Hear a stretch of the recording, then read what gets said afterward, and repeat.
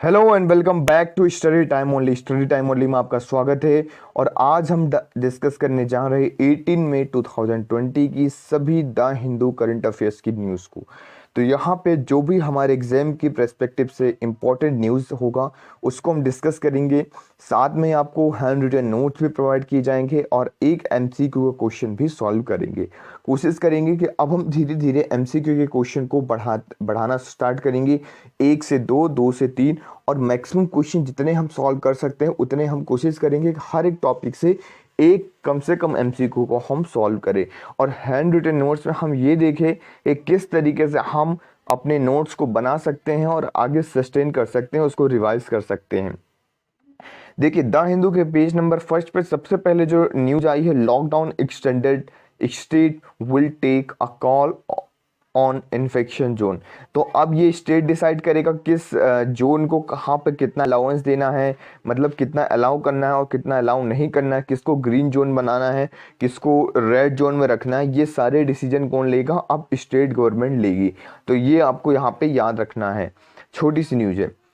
Side में ये important news, जैसे कि आप सभी लोग जानते हैं कि ये आत्मनिर्भर भारत अभियान के तहत हम सभी लोगों को एक जो है स्टिमुलस पैकेज दिया गया था।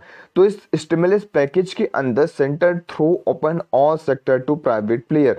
यहाँ पे आज जो बताया गया है, यहाँ पे हर हर दिन अलग अलग चीज़ों के ऊपर बताया गया था। जहाँ पे फार्मर्स के ऊपर बताया गया, फिर लेबर्स वगैरह के ऊपर बताया गया। इस तरीके से आज जो बताया गया है, फाइनल जो डोज दिया गया है वो बताया गया है। देखिए, आपको मैं ये बड़ा करके दिखा देता हूँ, आप बहुत अच्छे से इसको देख सकते हैं। वैसे तो हम इसको डिस्कस करेंगे हैंड रिटन नोट से भी, पर यहाँ पे एक बार आप नज़र मार लीजिए। हेल्थ के लिए यहाँ पे किया गया है कि public spending to be increase more health and wellness centre. तो पब्लिक स्पेंडिंग इंक्रीज करने की बात की जा रही है। स्टेट्स के अंदर बात किया जा रहा है कि जो बोरो करता था स्टेट, उसकी जो लिमिट थी उस लिमिट को 3% से इंक्रीज करके 5% कर दिया गया है। तो ये आपको यहाँ पे बताया गया है। अब क्वार्टर के लिए सिर्फ थोड़ा सा कंडीशन अनकंडीशनल है, और 1 क्वार्टर के लिए मतलब 1/4 जो है आगे हम डिस्कस करेंगे क्या इसके अंदर पॉइंट्स हैं। साथ में अनएम्प्लॉयमेंट को एमजी नरेगा के तहत ये सारी चीज़ें एलोकेट की जा रही है। 44,000 करोड़ रुपये फंड दिया जा रहा है 300 करोड़ पर्सन डेज के लिए। तो ये आपको याद रखना है। डिस इन्वेस्टमेंट तो आप सभी लोग जानते हैं कि गवर्नमेंट क्या है, बहुत सारी जगह से इन नॉन इंफ्रास्ट्रक्चर जो नॉन स्ट्रेटेजी सेक्टर है वहाँ से इन्वेस्टमेंट को हटा रही और प्राइवेट प्लेयर्स को लेके आ रही है। तो ये आपको याद रखना है। इंडस्ट्री के अंदर बहुत सारी चीज़ें, 1 लाख से 1 करोड़ तक का ये हाइक किया गया है। लोन साइज यहाँ पे हाइक कर दिया गया है। जहाँ पे 1 लाख रुपए तक सिर्फ लोन ले सकते हो, तो वहाँ पे अब 1 करोड़ तक कर दिया गया है। तो यही सारे मेजर्स यहाँ पे लिए गए हैं अपनी इकोनॉमी को बचाने के लिए, इकोनॉमी को आगे बढ़ाने के लिए। तो ये सारे पॉइंट्स आपको याद रखने हैं। चलिए फटाफट हम मूव करते हैं पेज नंबर 6 की ओर, जहाँ पे हमारे इंपॉर्टेंट न्यूज़ेस हैं, इंपॉर्टेंट एडिटोरियल्स हैं। देखिए, पहला एडिटोरियल जो हम डिस्कस करेंगे वो है getting India back to Afghan high table.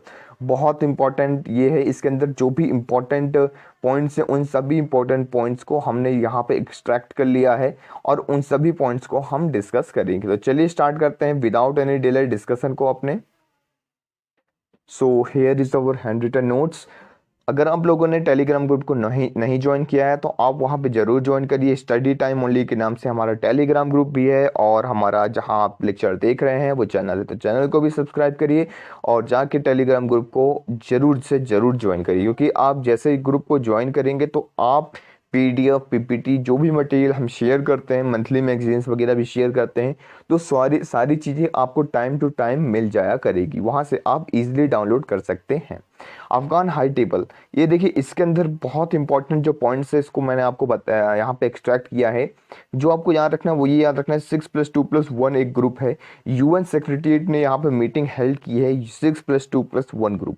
अब ये 6+2+1 ग्रुप क्या है, इसका क्या रीज़न है, क्यों ऐसा किया गया, तो ये यहाँ पे बताया गया है इस ग्रुप को, efforts to support the peace in Afghan. तो अफगानिस्तान में पीस स्टेबिलिटी बनाए रखने के लिए ये ग्रुप को लेके आया गया है। टोटल इसके अंदर कितने कंट्रीज हैं ये याद रखना है। 6+2+1 कितने हो गए टोटल? यहाँ पे 9 कंट्रीज हो गए। 6 नाइबर कंट्रीज हो जाते हैं। 6 नाइबर कंट्रीज में कौन कौन सी कंट्रीज आ रही हैं यहाँ पे याद रखना आपको? चाइना आ रहा है, ईरान आ रहा है, पाकिस्तान आ रहा है, उज्बेकिस्तान आ रहा है, तुर्कमेनिस्तान आ रहा है और तजाकिस्तान आ रहा है। तो इस सभी कंट्रीज के नाम आपको याद रखना है, Tajikistan, Turkmenistan, Uzbekistan, Pakistan, China और ईरान। ये 6 कंट्रीज हो गई, 6 प्लस 2।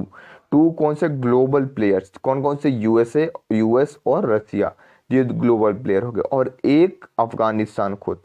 तो ये आपको याद रखना है। ये हो गया 6 + 2 + 1, क्लियर हो गया। अब इंपॉर्टेंट इन्फॉर्मेशन, इंडिया इसका पार्ट नहीं है। क्वेश्चन अराइज होता है इंडिया इसका पार्ट क्यों नहीं है, क्या इंडिया शेयर बाउंड्री नहीं करता है? तो यहाँ पे एक रीजन दिया जा रहा है इंटरनेशनल के द्वारा कि इंडिया जो है यहाँ पे शेयर, कोई भी बॉर्डर शेयर नहीं करता है पाकिस्तान के साथ, इसलिए इंडिया इसका पार्ट नहीं है।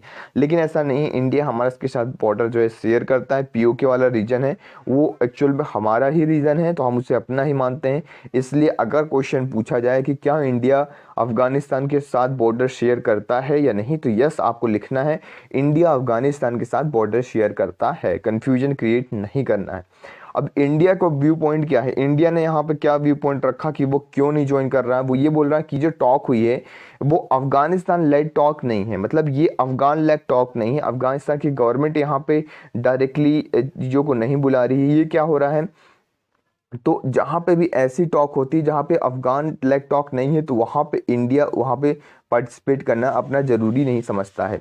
क्योंकि इंडिया बोलता है कि तालिबान से हम डायरेक्टली क्या बात करें, तालिबान तो एक ग्रुप इस तरीके से ऐसा ग्रुप है, हम उससे बात क्या करेंगे, उससे कोई इंपॉर्टेंट नहीं कि हम उससे बात करें, वो हमारे बात करने लायक नहीं है। तो ये सारे पॉइंट्स रखता है और यहाँ पे बोलता है कि इंडिया सिर्फ पार्टिसिपेट करेगा सिर्फ उन्हीं उन्हीं मीटिंग्स में जहाँ पे अफगानिस्तान लीड रोल प्ले करेगा, अफगान लेड टॉक होगा, अफगान बुलाएगा कहीं पे वो जाके टॉक करेगा। तो ये इंपॉर्टेंट इन्फॉर्मेशन याद रखनी। अब ये हमने डिस्कस करी, तो हम कुछ इंपॉर्टेंट बैकग्राउंड में डिस्कस करते हैं, कुछ हमारे इंपॉर्टेंट पॉइंट्स जो इंडिया ने अफगानिस्तान में बहुत सारे प्रोजेक्ट जो चलाए हैं, इंपॉर्टेंट जो 3 प्रोजेक्ट्स हैं, इनके बारे में आपको पता होना चाहिए।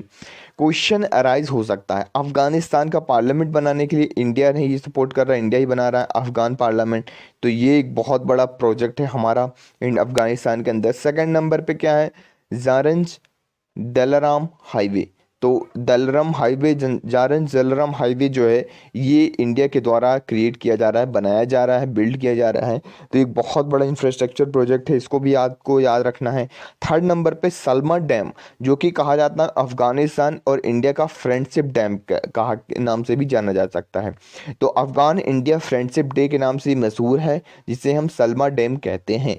तो क्वेश्चन पूछा जा सकता है कि सलमा डैम किसके द्वारा बनाया जा रहा है, सलमा डैम का दूसरा नाम क्या है, सलमा डैम किस कंट्री के अंदर है, या फिर इंडिया ने सलमा डैम क्रिएट किया है, बना रहा है इंफ्रास्ट्रक्चर प्रोजेक्ट, वो किस कंट्री के अंदर बना रहा है। तो आपको पता होना चाहिए तीनों के तीनों प्रोजेक्ट कहाँ के हैं, हमारे अफगानिस्तान के अंदर के हैं। तो ये बहुत इंपॉर्टेंट हो जाता है, जिसको आपको याद रखना है। चलिए पेज नंबर 6 के अंदर हम नेक्स्ट आर्टिकल को डिस्कस करते हैं। And the next article which we are going to discuss is in form get in focus. तो यहाँ पे फार्मर से रिलेटेड चीज़ों को बताया गया है, जो आत्मनिर्भर भारत अभियान भारत मिशन है जो हमारा, तो उसके तहत यहाँ पे सारी चीज़ें, योजना के तहत यहाँ पे बहुत सारी चीज़ें बताई गई हैं कि किसको कितना दिया गया। वैसे हमने पहले ही चीज़ को डिस्कस किया था, पर इसके अंदर कुछ चीज़ें और भी हैं, पॉइंट्स हैं, तो उनको एक बार फिर से हम डिस्कस कर लेते हैं और हमारा एक रिवीजन टाइप का हो जाएगा। अफगान गेट फोकस की देखिए हम यहाँ पे बात कर रहे थे, सॉरी फार्म्स गेट फोकस की। तो फार्म्स गेट फोकस में फार्मर्स को किस तरीके से फोकस किया जा रहा है, तो यहाँ पे 1 लाख करोड़ का फंड दिया जा रहा है, 1 लाख करोड़ रुपए का फंड। अब इसके अंदर हमारा एग्रीकल्चर का इंफ्रास्ट्रक्चर के सभी प्रोजेक्ट्स को तैयार किए जाएंगे। जैसे 10,000 करोड़ जो है अलॉट किया गया है, याद रखना आपको, formalisation of micro food enterprises के लिए, जो उसको फॉर्मल करने की बात की जा रही है, माइक्रो फूड इंटरप्राइजेस। अब क्या होता है कि बहुत सारे जो फूड मटेरियल होते हैं, सिंपल सी चीज़ है कि रखे रखे ख़राब भी हो सकते हैं, बहुत सारी चीज़ें इसके अंदर हो सकती है, तो इसलिए वैल्यू एडिशन यहाँ पे प्राइमरी गुड्स के ऊपर किया जाएगा। एग्जाम्पल जैसे टमाटर का ले लीजिए, मैं अक्सर ये एग्जाम्पल देता हूँ कि अगर देखिए, अगर मैं एक ही एग्जाम्पल कई बार दूंगा आपको हर लेक्चर के अंदर, तो क्या होगा, वो एग्जाम्पल आपको रट जाएगा, और कम से कम वो 1 से 2 एग्जाम्पल आप अपने मेंस आंसर राइटिंग में जरूर मेंशन करके आएंगे। इसलिए कोशिश करना है कि जो चीज़ आप पढ़ रहे हैं उसको बार बार रिवाइज करिए, ये रिवीजन बहुत इंपॉर्टेंट होता है हमारे एग्जाम में।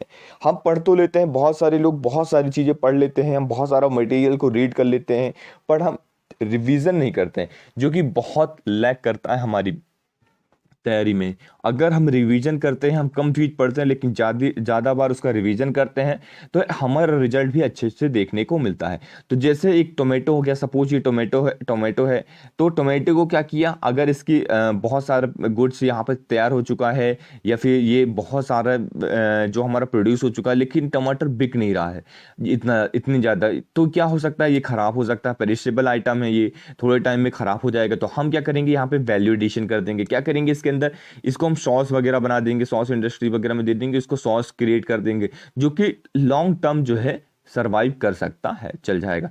तो इस तरीके से यहाँ पे वैल्यू एडिशन भी होगा, इसका प्राइस भी इंक्रीज होगा, यहाँ पे फार्मर्स की जो इनकम थी वो भी इंक्रीज हो गई, जो हमारा डबलिंग फार्मर इनकम का गोल है, और लोगों को जो भी चीज़ें हैं वो मिल गई। हम यहाँ से इसको एक्सपोर्ट भी कर सकते हैं अगर लार्ज क्वांटिटी हमारा बन जाता है तो यही सारी चीज़ें हमें इसको ध्यान में रखना है। अब देखिए, एक निकल के आता है एसेंशियल कमोडिटीज एक्ट। अगर इसकी बात कर रहे हैं, अगर हम एसेंशियल कमोडिटी एक्ट की बात नहीं कर रहे, मतलब थोड़ा सा अधूरापन लगता है। यहाँ पे डीरेगुलेशन की बात की जा रही है। मतलब बहुत सारी ऐसी जगह थी, मतलब ऐसे आइटम्स थे जहाँ पे जैसे सेल्स हो गए, एडिबल ऑयल हो गया, पल्सेस हो गई, पोटैटो हो गया, ऑनियन हो गया, ऑयल सीड्स हो गए। तो इन सारी चीज़ों के ऊपर क्या किया जाता था, गवर्नमेंट के द्वारा रेगुलेशन किया जाता था, रेगुलेट किया जाता था कि आप एक स्टॉक लिमिट होता था कि आप उससे ज़्यादा फॉर्म्स के अंदर नहीं रख सकते हैं, उससे ज़्यादा आप नहीं रखते। तो वो आप यहाँ पे डीरेगुलेट कर दिया गया कि आप इसको रख सकते हैं अपने हिसाब से। ये बहुत इंपॉर्टेंट हो जाता है। डी रेगुलेशन के कारण क्या प्रॉब्लम आ रही थी कि अब देखिए, रेगुलेशन के कारण प्राइस अगर इसके इंक्रीज होते हैं, इसमें लागत इंक्रीज हो रही है, लेकिन फिर भी एसेंशियल कमोडिटीज एक्ट के तहत आप इसे प्राइस नहीं बढ़ा सकते। तो फार्मर्स को इससे फ़ायदा नहीं हो रहा था। जब इसका फ़ायदा नहीं होगा तो इसका प्रोडक्शन इसका कम कर देंगे। इसका प्रोडक्शन ही नहीं होगा तो फिर इसका प्राइस अल्टीमेटली हाइक करेगा, लोगों तक ये चीज़ पहुंच नहीं पाएगी। तो वही सारी चीज़ें ये यहाँ पे चल रही थी, इसलिए ये लेके आया गया। इसको आपको याद रखना है। अब आगे हम बात करते हैं यहाँ पे नेक्स्ट आर्टिकल की ओर। तो हमारा नेक्स्ट आर्टिकल कौन सा है, यहाँ पे हम देख पा रहे होंगे। देखिए, ये इंपॉर्टेंट आर्टिकल है। हेल्थ स्टिमुलस पैकेज भी हम यहाँ पे डिस्कस करेंगे, क्या इसके अंदर है, क्या कौन कौन से इंपॉर्टेंट पॉइंट्स हैं। वैसे हम इसके बारे में कई बार डिस्कस कर भी चुके हैं, लेकिन इसको फिर से हम डिस्कस करेंगे एक बार अच्छे से, कुछ नए पॉइंट्स भी आए हुए। यहाँ पे ये इंपॉर्टेंट आर्टिकल हो जाता है, ये थोड़ा सा अलग आर्टिकल आया है इसलिए इसको इंपॉर्टेंट हो जाता है, इसको आपको पढ़ना। देखिए, Facebook self regulation ensure information hygiene. तो यहाँ पे फेसबुक क्या है कि बता रहा है कि हम किस तरीके से सेल्फ रेगुलेशन करेंगे, कंटेंट को देखेंगे, ये सारी चीज़ें इसके अंदर डिस्कस की गई। तो ये क्या डिस्कस की गई हैं, वो सारी चीज़ें हम यहाँ पे डिस्कस करेंगे। देखिए, इसके अंदर आपको याद रखना है कि फेसबुक ने क्या किया है, रिसेंटली अपोलाइज्ड किया है, यहाँ पे माफ़ी मांगी है कि 2018 के अंदर role in 2018 anti Muslim riot Sri Lanka. तो श्रीलंका के अंदर एंटी मुस्लिम रियूट्स हुआ था, तो उसकी वजह से 2018 के अंदर, तो यहाँ पे फेसबुक ने माफ़ी मांगी है क्योंकि इनकी वजह से हुआ था। इनकी वजह से आप नहीं कह सकते हैं, लेकिन फेसबुक का यूज करके ये चीज़ हुआ था। तो क्या हो रहा है कि इस तरीके से वेरियस जो सोशल मीडियाज़ के प्लेटफॉर्म हैं, फेसबुक, इंस्टाग्राम, इसका यूज करके आज बहुत सारी चीज़ों में इस तरीके से चीज़ें हो रही हैं और टेररिज्म वगैरह ये सारी चीज़ें बढ़ रही हैं। तो इसलिए रेगुलेशन की बहुत ज़्यादा ज़रूरत है फेसबुक को और इंस्टाग्राम, इस तरीके से जितने भी सोशल मीडिया हैं। तो यहाँ पे देखिए, इसको लॉन्च किया है फेसबुक ने, बहुत इंपॉर्टेंट। इसको आप कभी भी सोशल मीडिया से रिलेटेड अगर पॉइंट्स लिखने के लिए आए तो आप इसको जरूर मेंशन करिएगा। क्या मेंशन करना है आपको, कंटेंट ओवरसाइट बोर्ड।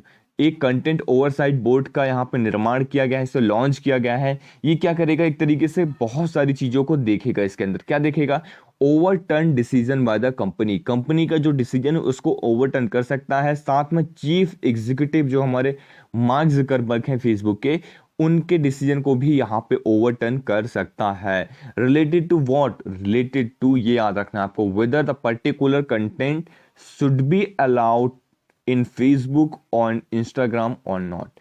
तो क्या पर्टिकुलर कंटेंट जो है फेसबुक में अलाउ करना चाहिए, इंस्टाग्राम में अलाउ करना चाहिए या नहीं, ये उस चीज़ को देखेगा।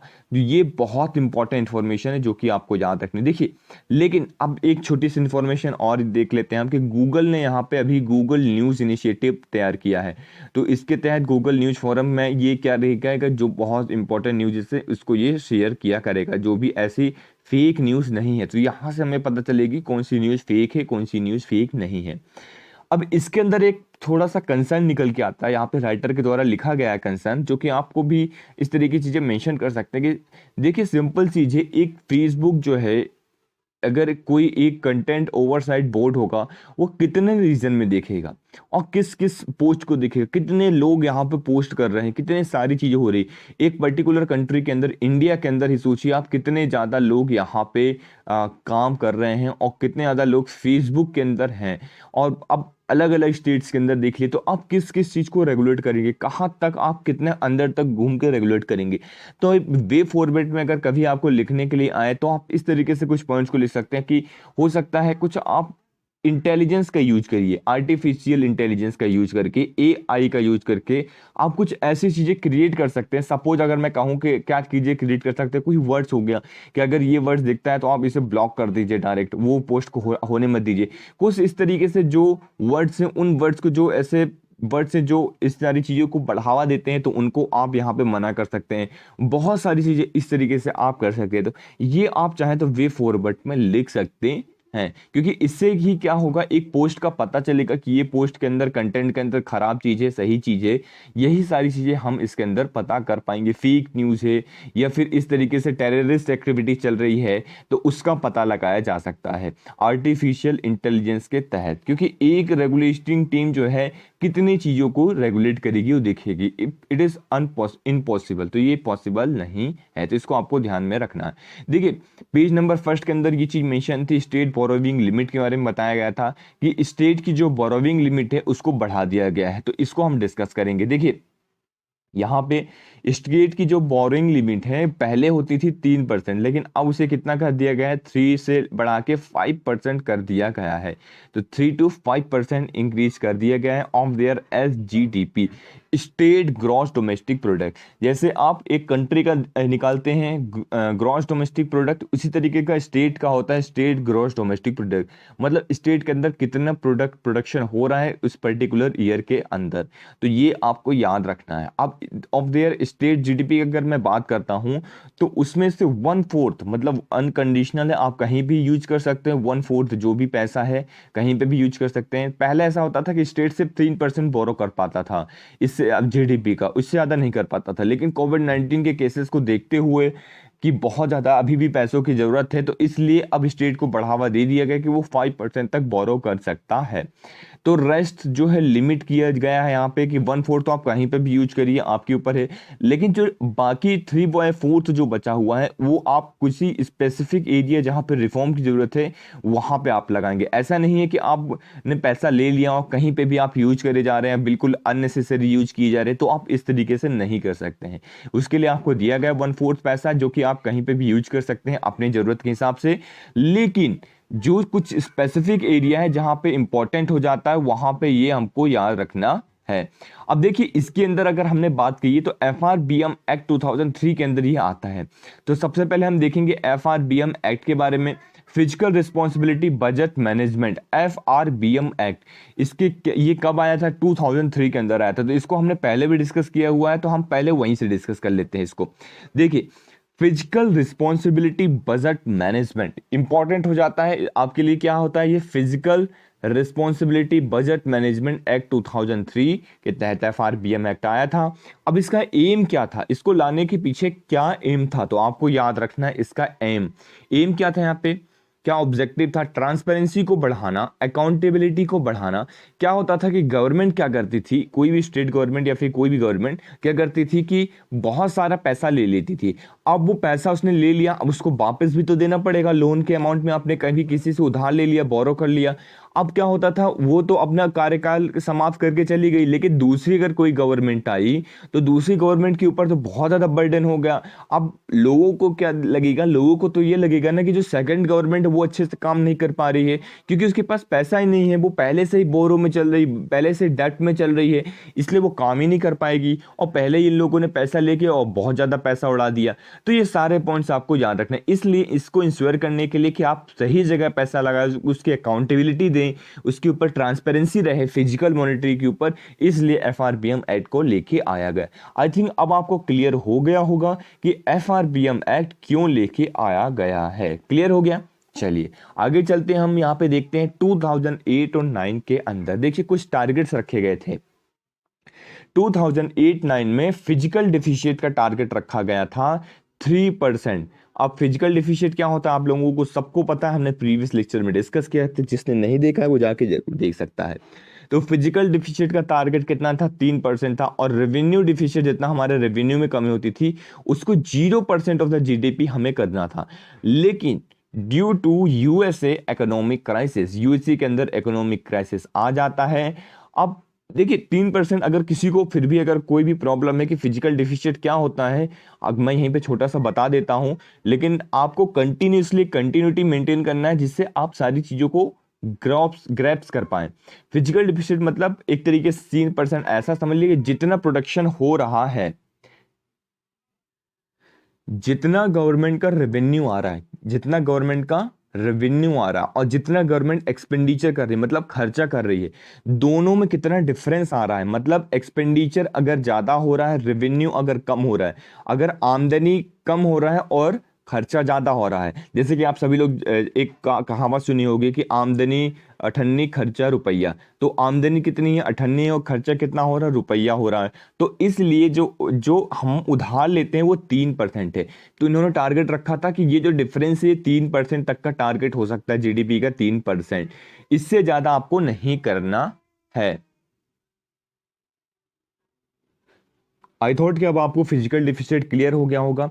2008 और 9 की यूएसए की जो इकोनॉमिक क्राइसिस आई थी उसकी वजह से बहुत ज़्यादा ग्लोबल ऑर्डर में जो है इकोनॉमिक क्राइसिस एक तरीके से आप कह सकते हैं आ गई थी।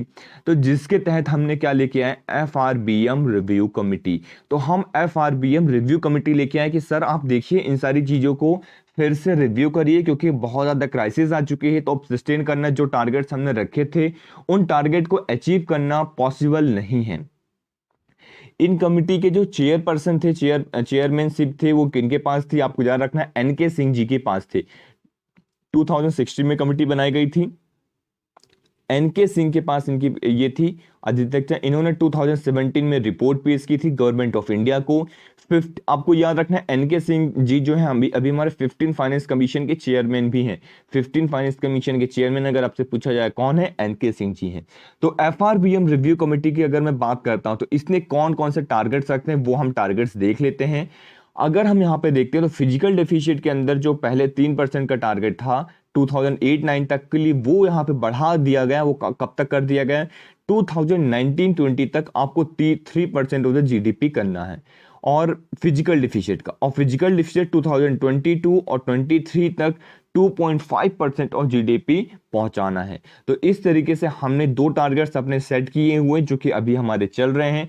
अब यहाँ पे 2022-23 तक डेब्ट टू GDP रेशियो, देखिए ये बहुत इंपॉर्टेंट फिनोमिना हो जाता है। इसके ऊपर प्रीवियसली क्वेश्चन भी पूछा गया, डेब्ट टू GDP रेशियो, कितना उधार ले रहे हैं GDP के तहत, तो वो होता है डेब्ट टू GDP रेशियो। तो सेंट्रल गवर्नमेंट यहाँ पे 40% ले सकता है और स्टेट गवर्नमेंट कितना ले सकता है? 20%। टोटल कितना है? 60%। 60% टोटल है। तो ये चीज याद रखना है आपको। रेवेन्यू जो डिफिशिएट था वो उसको 0.8% ऑफ द GDP किया गया, टारगेट रखा गया। इसके अंदर एक एस्केप क्लॉज आ जाता है। एस्केप क्लॉज मतलब जो आपने फाइनेंशियल यहाँ पे डिफिशिएट रखा है उसमें 0.5% के आगे पीछे हो सकता है। कब हो सकता है? जब एस्केप क्लॉज हो। एस्केप क्लॉज मतलब कभी अगर डिजास्टर जैसे चीजें आ रही, बहुत बड़ा डिजास्टर आ गया, जैसे अगर आप कह सकते हैं कोविड-19 ही एक बहुत बड़ा डिजास्टर है, तो सारी इकोनॉमिक एक्टिविटीज बंद हैं, सारी चीजें जो है बंद हो चुकी हैं, तो ये डिजास्टर का काम ही करता है। एक वॉर की अगर सिचुएशन अराइज होती है, कभी इकोनॉमिक के अंदर बहुत बड़े ऐसे रिफॉर्म किया जाए, जैसे बहुत बड़े रिफॉर्म कौन से? अगर GST लागू कर दिया गया है, डीमोनेटाइजेशन अगर कर दिया गया है, इस तरीके से रिफॉर्म होते हैं, तो उसे हम एस्केप क्लॉज कहते हैं। क्लियर हो गया पॉइंट? ऐसी कंडीशन में जो फिजिकल डिफिशिएट हमारा 0.5% आगे पीछे हो सकता है। तो ये आपको यहाँ पे याद रखना है। चलिए नेक्स्ट जो हमारा हेल्थ इंफ्रास्ट्रक्चर की ओर बढ़ते हैं। द हिंदू के पेज नंबर 7 में ये एक एडिटोरियल आया है, where is health in the stimulus package. Health infrastructure कहाँ है स्टिमुलस पैकेज में, ये चीज़ पूछा जा रहा है इसके अंदर देखिए बहुत सारी चीज़ें बात की गई हैं, लेकिन वो सारी चीज़ें आपके एग्जाम के लिए इंपॉर्टेंट नहीं है। हम वही चीज़ें डिस्कस करेंगे जो हमारे एग्जाम के पर्सपेक्टिव से इंपॉर्टेंट हैं। तो चलिए डिस्कस करते हैं। सबसे बड़ा जो प्रॉब्लम है हेल्थ इंफ्रास्ट्रक्चर के अंदर वो है कि एक क्वालिटी नहीं मिल पाती है। सबसे बड़ी चीज हो जाती है क्वालिटी की। प्रॉब्लम्स अगर आप देखेंगे तो क्या है, पुअर क्वालिटी है, लिमिटेड रीच है, लोगों तक बहुत कम ऐसे लोग हैं जो उन तक रीच हो पा रहा है। इंफ्रास्ट्रक्चर जो है, पब्लिक जो इंफ्रास्ट्रक्चर है इनसफिशिएंट है प्रोविजन ऑफ हेल्थ केयर के रिगार्डिंग। अब जो है पिछले डिकेड्स की अगर बात करें, पिछले एक डिकेड्स में 10 सालों के अंदर अंदर बात करते हैं तो 1.15% ऑफ जीडीपी सिर्फ यूज होता है हेल्थ इंफ्रास्ट्रक्चर के अंदर, जो कि बहुत ज़्यादा ज़रूरी है हमें इसको बढ़ाना। देखिए बहुत सारी ऐसी कंट्रीज़ हैं, डेवलप कंट्रीज़ की मैं बात नहीं कर रहा हूँ, बहुत सारी डेवलपिंग कंट्रीज़ भी हैं जहाँ पे हेल्थ इंफ्रास्ट्रक्चर के अंदर उनका जो जीडीपी है, जीडीपी परसेंट है वो बहुत ज़्यादा है और अपने इंडिया का बहुत ही कम है। पहला पॉइंट जो आपको याद रखना है। सेकंड नंबर पे क्या होता है, अगर कोविड-19 के केसेस का मैं एक स्टडी करता हूं और इसका एक आपको बताता हूं तो यहां पे एक चीज निकल के आई है। मैं सबकी बात नहीं कर रहा हूं, कुछ ऐसे प्राइवेट हॉस्पिटल्स हैं जो अच्छी तरीके से ध्यान नहीं दे रहे हैं, लेकिन जो भी पब्लिक हॉस्पिटल्स हैं वहाँ पे बहुत अच्छी तरीके से काम हो रहे हैं और कोविड-19 के केसेस को देखे जा रहे हैं। लेकिन प्राइवेट अभी भी ऐसे हॉस्पिटल है, 93% यहाँ पे बताया गया है प्राइवेट सेक्टर में हॉस्पिटल्स हैं जहाँ पे 80 to 85% डॉक्टर्स अवेलेबल हैं। लेकिन पब्लिक सेक्टर के अंदर ये चीज़ बिल्कुल भी नहीं है, इतनी अच्छी क्वालिटी नहीं मिल रही है। लेकिन जो प्राइवेट सेक्टर हैं, जब भी इस तरीके से सिचुएशन कभी अराइज होती है, कभी भी हैजार्डियस कंडीशन निकल के आती है, कभी भी इस तरीके से कंडीशन निकल के आती है, तो वो अपने हाथ खड़ा कर लेती है, वो फिर दूर हट जाती है। मतलब जब तक पैसे वाली बात होती है कि यार पैसों में काम करना है या इस तरीके से काम करना है जहाँ पे उनको प्रॉफिट हो रहा है, अर्न हो रहा है, तो वहाँ पे तो वो बहुत आगे बढ़ चढ़ के काम करेगी। लेकिन कभी भी इस तरीके से चीज़ें निकल के आती है जहाँ पे आपको एक सेवा भाव दिखानी होती है या इस तरीके से काम करना आता है, वहाँ पे प्राइवेट हॉस्पिटल थोड़ा सा पीछे चले जाते हैं। मैं सबकी बात नहीं कर रहा हूँ, लेकिन मैक्सिमम प्राइवेट हॉस्पिटल्स इस तरीके से कंडीशन देखी गई है। तो यही सारी चीजें इसके अंदर बात की जा रही है।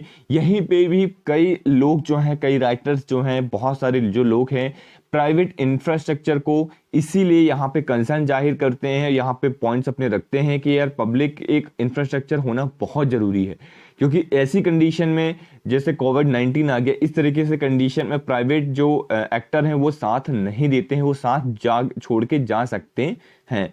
तो ये सारी चीज़ें यहाँ पे बताई गई हैं। इसके रिगार्डिंग हमें कुछ रेगुलेशन भी लेके आना चाहिए और इस यहाँ पे हमारा जो जीडीपी परसेंटेज उसको बढ़ाना चाहिए। यही सारी चीज़ें इसके अंदर बात की गई हैं। चलिए आज हम अपने क्वेश्चन की ओर मूव करते हैं। जो आज का क्वेश्चन है, देखिए छोटा सा ये आज कुछ ऐसा न्यूज़ नहीं थे जिससे रिलेटेड मैं आपको क्वेश्चन दे पाऊँ, इसलिए फिर भी जो मैंने कोशिश करी है कुछ रिलेट करने की, एक मैपिंग का क्वेश्चन है। इस तरीके से क्वेश्चन जो है एग्जामिनेशन में कई बार पूछे गए हैं प्रीलिम्स के अंदर और वेरियस स्टेट पीसीएस के एग्जाम में भी इस तरीके से क्वेश्चन पूछे जाते हैं। तो इसको हम देखते हैं। Which of the following central Asian countries is landlock? कौन सा सेंट्रल एशियन कंट्रीज लैंडलॉक है? Do not have any coast, जिसका कोई भी कोस्ट नहीं है। कोस्ट मतलब एक तरीके से पानी से उसका बॉर्डर नहीं लगता है। तो क्या वो कजाकिस्तान है, क्या वो किर्गिस्तान है, क्या वो तुर्कमेनिस्तान है, क्या वो उज्बेकिस्तान है? तो आपको बताना है इसमें से वो कौन सा है। तो यस, आप आंसर देख पा रहे होंगे, यहाँ पे बी नंबर का आंसर है हमारा। कौन सा है? किर्गिस्तान है। तो ये आपको याद रखना है। कजाकिस्तान, तुर्कमेनिस्तान टचेस कैस्पियन सी। जो कजाकिस्तान है, कजाकिस्तान और तुर्कमेनिस्तान, वो कैस्पियन सी को टच करता है। याद रखना है कैस्पियन सी है, कैस्पियन सी से 5 कंट्री जो है टच करते हैं और उज्बेकिस्तान और कजाकिस्तान टच अरल सी। दो उज्बेकिस्तान है और कजाकिस्तान जो है अरल सी को टच करते हैं। क्वेश्चन आपके लिए जो आपको कमेंट सेक्शन में बताना है कि कैस्पियन सी को कितनी कंट्रीज टच करती हैं और जो टच करती हैं, बाउंड्री लगाती है, वो कौन कौन सी कंट्रीज हैं, ये आपको कमेंट सेक्शन के अंदर बताना है, क्योंकि इसके ऊपर प्रीवियस ईयर में ये क्वेश्चन भी अराइज हो चुका है, पूछा गया है यूपीएससी के अंदर। इसलिए आपको ये बताना है। Afghanistan is an another bordering nation to the central Asian republic that is landlock. तो एक अफगानिस्तान भी कंट्री है जो कि लैंडलॉक है, लेकिन याद रखना है यहाँ पे कहीं पे भी अफगानिस्तान हमारे पास नहीं है। तो आपको इस तरीके से भी ध्यान रखना है, ऐसा नहीं कि आपने अफगानिस्तान रट लिया, यहाँ पे कोई ऑप्शन नहीं दिख रहा है, तो आपको ये पता होना चाहिए कि किर्गिस्तान भी है। तो ये हमारा एमसीक्यू था जो कि हमने डिटेल में डिस्कस किया। अगर आप चाहते हैं कि एमसीक्यू की सीरीज हम लेके आए, इस तरीके से सारी सीरीज लेके आए, मैपिंग से आपको मैं दिखाऊं, ज्योग्राफी की सीरीज लेके आऊं, और अलग अलग सब्जेक्ट की और भी यहाँ पे सीरीज हम चालू कर रहे हैं। हैंड रिटन नोट्स जब भी जैसे कि द हिंदू का हम डिस्कशन, द हिंदू के हैंड रिटन नोट्स तो डिस्कस करते ही हैं, साथ में योजना को भी हम डिस्कस कर रहे हैं। अगर आपने योजना नहीं देखी तो जरूर जाके योजना की मैगजीन जरूर जाके पढ़िए आप लोग, और देखिए उसमें बहुत अच्छे आर्टिकल्स आए हुए हैं, हमने सभी आर्टिकल्स को डिटेल में डिस्कशन किया हुआ है। साथ में जो बुक्स हैं, स्टैंडर्ड बुक्स हैं जैसे कि स्पेक्ट्रम वगैरह, उसके हैंड रिटन नोट तैयार किए जा रहे हैं। जल्दी आप लोगों तक उसकी सीरीज लेक्चर लेके आई जाएगी। और साथ में एमसीक्यू की सीरीज, जैसे हर एक टॉपिक के ऊपर एमसीक्यू स्टैटिक पोर्शन में तैयार की करवाया जाएगा, जिसके तहत आप एक हॉलिस्टिक वे में अप्रोच और तैयारी हो जाएगी आपकी। So this is the our final lecture.